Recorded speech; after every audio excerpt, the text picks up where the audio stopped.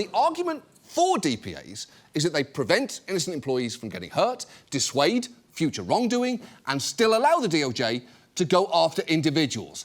But there are problems with literally all that. For starters, nearly half of those getting deferred and non-prosecution agreements paid no fine at all.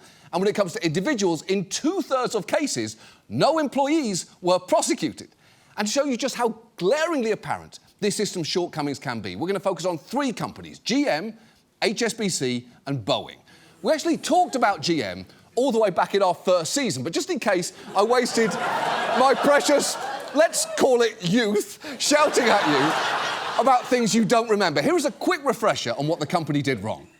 Last year, GM began recalling 2.5 million cars with ignition switches that could suddenly shut off the engine, cutting off the power to the airbags and disabling the power steering and power brakes, causing crashes. GM has since determined that the switches caused accidents that led to 124 deaths and 273 injuries.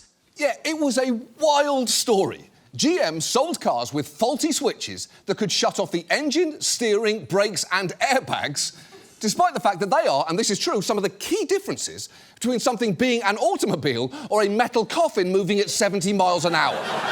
And there was evidence the company knew about the problem. In 2008, they showed their employees a PowerPoint encouraging them to avoid words like problem, safety and defect when writing about GM's cars, and added as a fun joke that they should also probably stay away from terms like Kevorkianesque, tomb-like, maniacal or rolling sarcophagus.